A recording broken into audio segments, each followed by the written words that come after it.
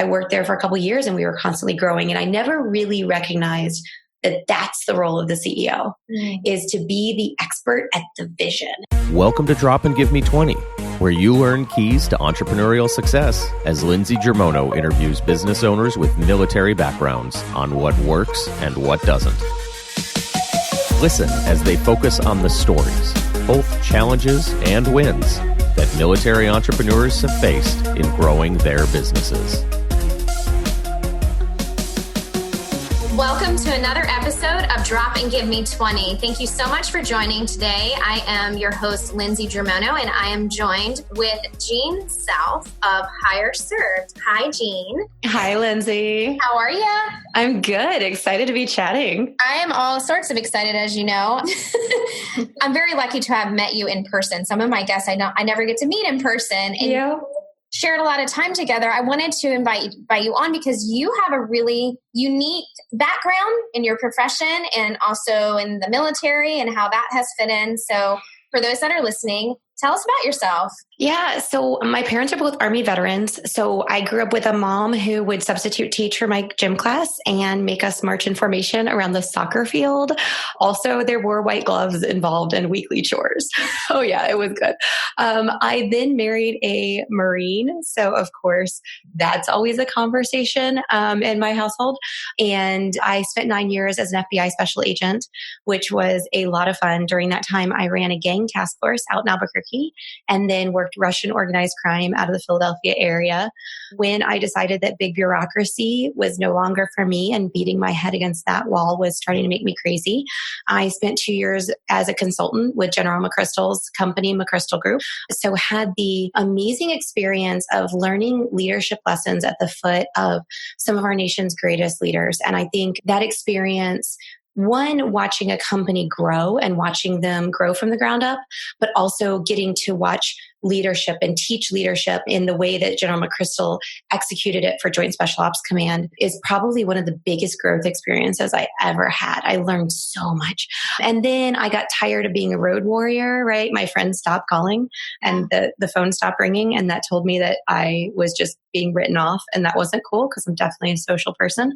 So I decided to get off the road, started to do some research, try to figure out what's my next step. And in that, ended up with Higher Served. And so I now own a company. Never thought I was going to be an entrepreneur, never planned this. And I'm a CEO and loving it, actually. And what are you guys doing over at Higher Served?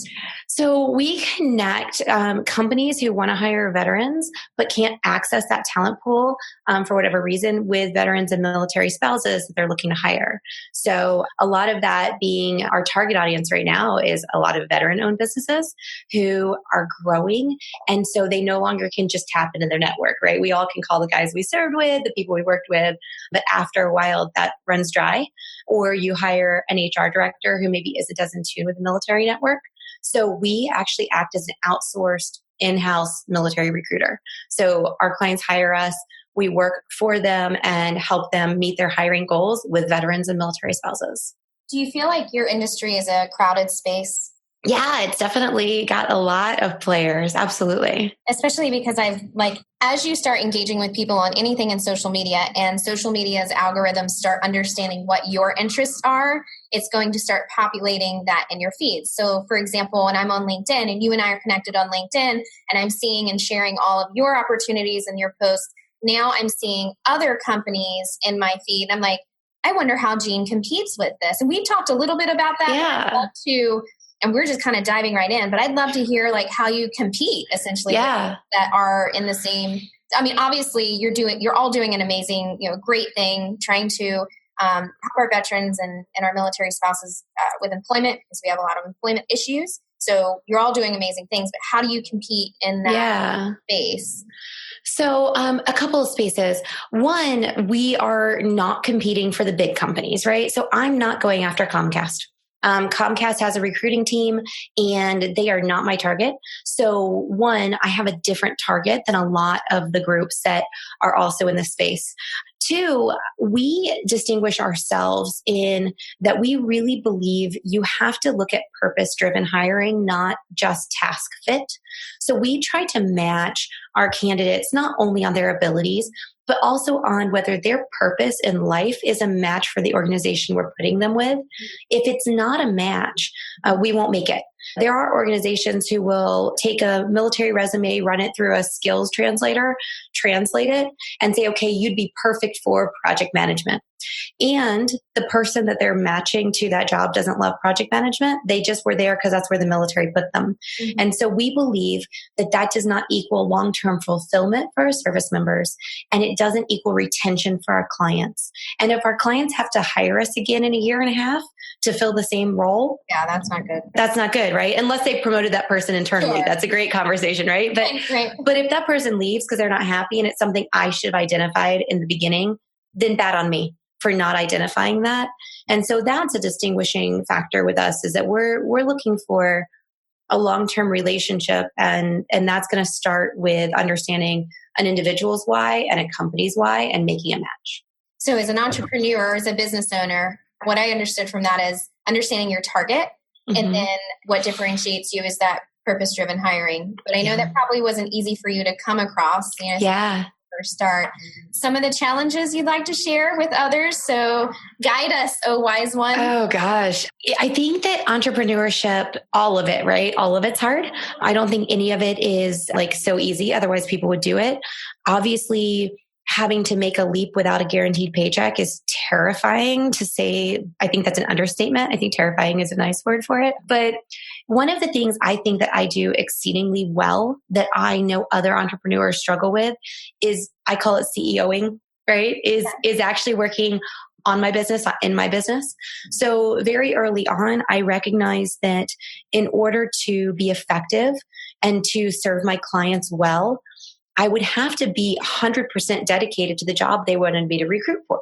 Mm-hmm. And in order to keep a business afloat, I would need to be 100% dedicated to the businessy things. Right. And so I recognize, you like my official term, CEOing and businessy things.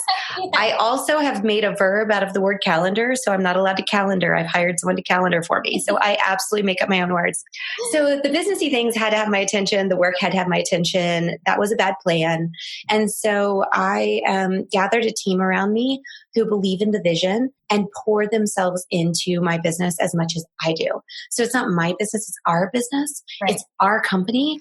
And so I get the benefits of their expertise and their dedication. And my big job is not to be really super good at recruiting or really super good at calendaring, which we know I stink at horribly. It's not my fine suit. My job is to be really great at knowing our vision, living our values, and keeping it in front of everybody on the hard days, on the good days, and keeping us moving forward and driving momentum forward. So that's the hard thing that I didn't know. I worked in McChrystal Group. I worked there for a couple of years and we were constantly growing. And I never really recognized that that's the role of the CEO, is to be the expert at the vision. And if you can be the visionary and being the person who is constantly driving momentum forward, everybody else can be experts at the things. I don't have to be expert at the things. So that is really interesting. I've not had that explained that way to me before. And I feel like as a CEO, there's a lot of cheerleading you're doing. So cheerleading and understanding where that needs to be, depending on the employee. When I was an employee for someone else, I didn't need a lot of cheerleading. I needed a, very macro managed sense. I didn't need to be micromanaged. And when people micromanaged me, it frazzled me because I felt like more pressure. Oh yeah. I feel like as a CEO, you need to also understand like how each person needs to be managed. People don't explain that to you. When you go and open your business, they're like, great. How many employees do you have? Oh, I have, 2 or 3. And then the next question should be, how are you working as a CEO to, help manage those needs from a manager's point of view, or CEOing? Yeah. How are you CEOing? How do you CEO? Well, and, again, I learned at the feet of the best, right? I got to sit and listen to General McChrystal talk about how they executed Team of Teams at JSOC, how you should execute it in a business. I ran a task force, a couple of task forces for the FBI where you have very loose leadership. Yeah. So all of those experiences from General McChrystal reinforced some things that I kind of knew, but didn't really know how and why. And it made it concrete. So one of the things that I do is, one, I lead team of team style. And two, I tell my team why. Mm-hmm. I explain a lot of things. I actually had one team member who is like you, who doesn't need as much touch, right? Yeah. Who was kind of like, Jean, you don't actually have to explain your decisions to me. You can just decide them. You're the CEO. That's fine. Mm-hmm. And I said, the importance of explaining my decisions is I'm thinking out loud. So you're learning, this is called shared consciousness, right? It's the opinion of the organization. You're learning how this company makes decisions, not just me. Mm-hmm. So if I'm missing one day, right? You know that my grandmother passed away recently, and I went off the grid for a solid week, and my team just rolled. I mean, I didn't answer pretty much any communication for days. And they didn't need me to, because they know how the organization thinks. They know how we make decisions. They know what we do. So for lack of me being able to be in the driver's seat, they were great without me. And that's when you know you've got the right people on board and they've got the vision. Now, other members of the team aren't as accustomed to fly on your own. And I've realized that I have to give a little more touch to them until they get comfortable in that space, because it actually has created a little bit of not knowing their lane. So I have to kind of tell them, here's your lane. This is your decision space. This is what you get to do. And if you're in this space, nobody should say boo. And if they do, tell me. You're going to take a sharp right. Yeah. Walk us through a day in the life of Jean South. You wake up, what from moment I don't know if you even need an alarm clock. If you're like me, you just, I'm up. Yeah.